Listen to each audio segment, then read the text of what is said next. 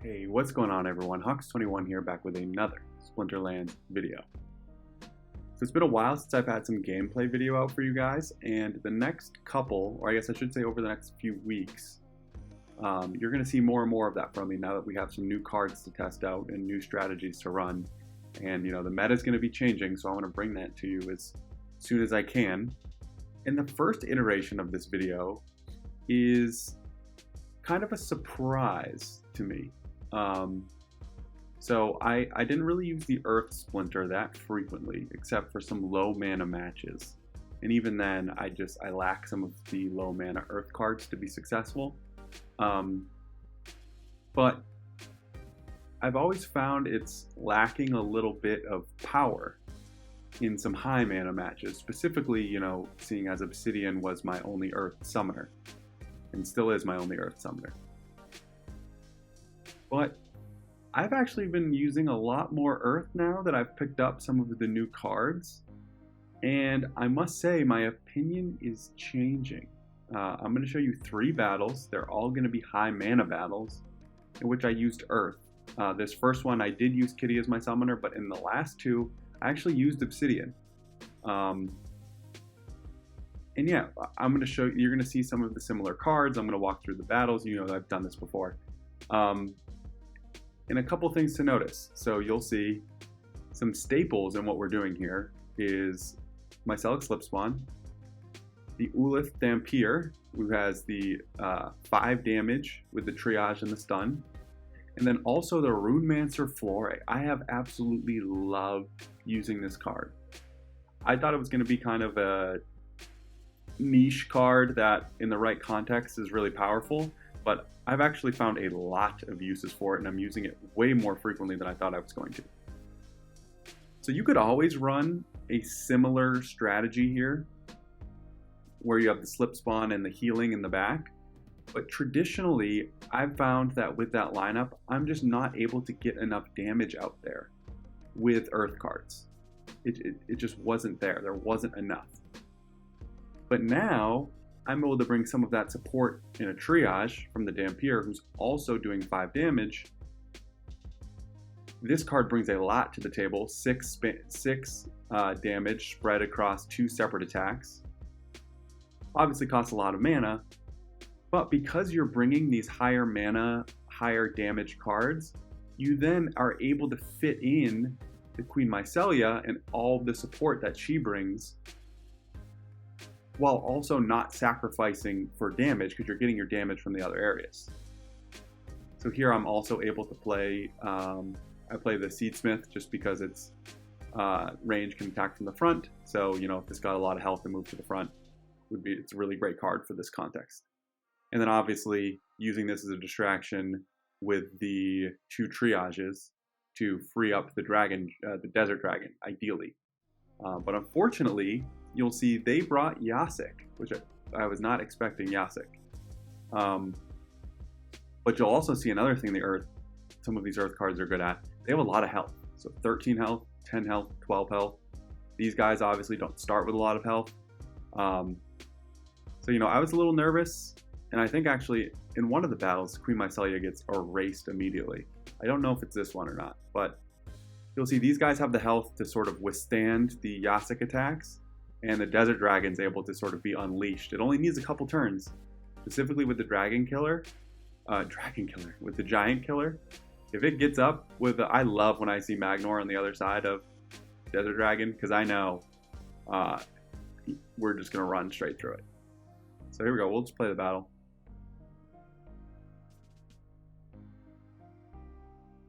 It's a weird feeling going against Yasik, because you really don't know what's going to happen. So yeah, the Mycelia got erased in the first 2 attacks of the game, so I was like, oh boy, this could be trouble. Let's see, they hit the Dampier, who has a lot of health. So that 2 attack is big, because now we get the retaliate, and that's when we can start the fun, right? So even here, right, I would say we're not looking very good.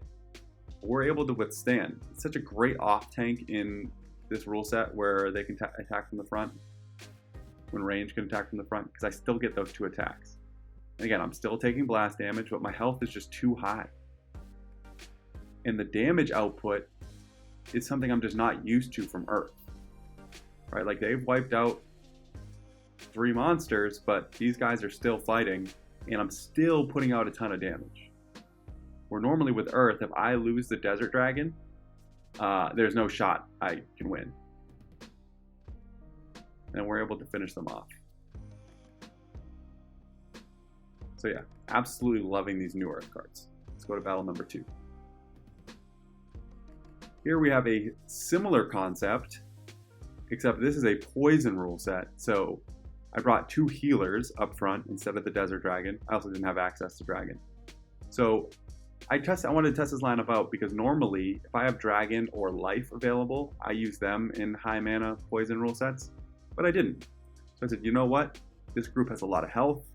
It has this new 10 health triager.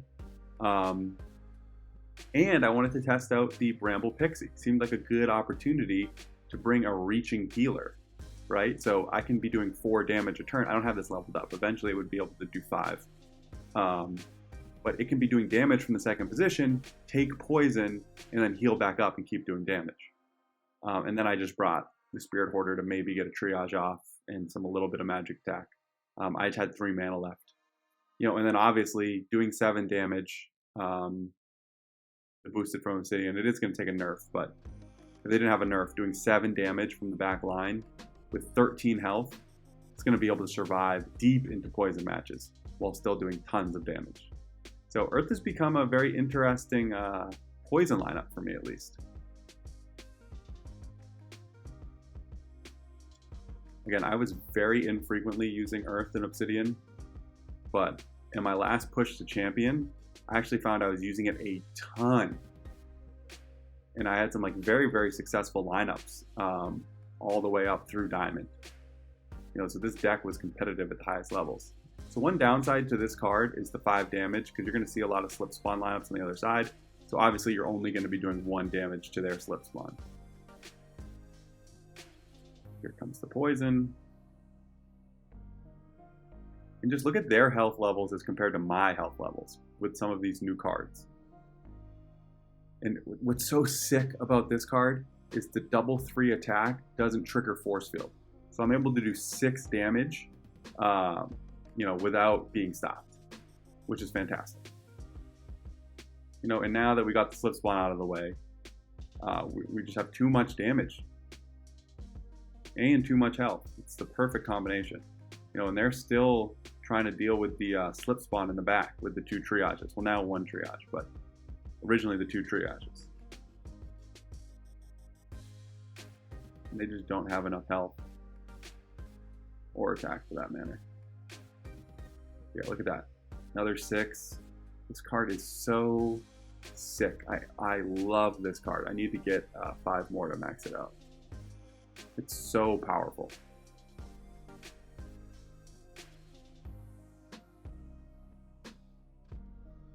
I was very excited last night with how some of these lineups played. Traditionally, I would basically only be able to play at some of these highest levels. I'd be stuck with Kitty. I mean, not stuck with Kitty, but I'd be Kitty, Grandmaster, Wraith. And then I was like, ooh, maybe I can get some good Yasik lineups going now that I have a max version of Yasik. And that will open up the Fire Splinter for me as well. But, Earth and Death, I don't really throw out there that often at the higher levels. Just because I thought they were a little underpowered. But winning some of these matches at the highest of levels in the game, with Earth in high mana rule sets, got me really excited. So I was feeling myself a little bit with this Earth lineup that, as you can see here, normally I would be going water here. When in doubt, I use Kelia. But I saw that with the combination of snipe and close range, I wanted to test something. So I put the Flore in the front. So basically in my head, the only person who was going to be able to attack the Flore was this front tank. They did bring a reach. So, and this is actually Charlie. Charlie's in, he's one of my community members. He's a Bird Gang community member. So shout out to Charlie. Awesome guy, contributes in the conversation a ton. But, you know, 7 damage from the front line with 13 health. I wanted to try them out as a main tank. And as you can see, it works out, right? So I bring the Almo in the snipe position to toss back the archery damage and hopefully dodge some magic.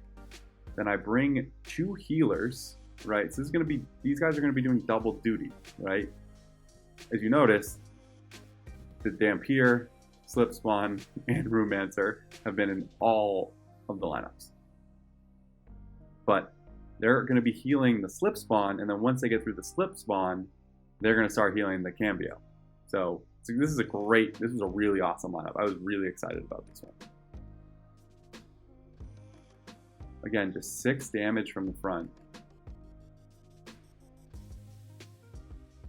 We even got some misses there. How did I? Oh, the flying.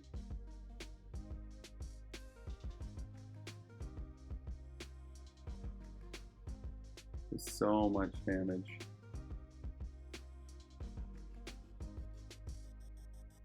I was very impressed with the, you know, if you bring some distractions, and obviously it's snipe rule set. This was a pretty specific rule set, let's be honest. The snipe plus close range, but it was like built exactly for the Flore. So we take care of the mercenary. That was a lucky miss there. That was only a 20% miss chance, but we'll take it. Now they're going after the Cambio, which is going to be throwing back the archery. Oh, that 5 snipe damage right there. But yeah, we can clean this up pretty easily.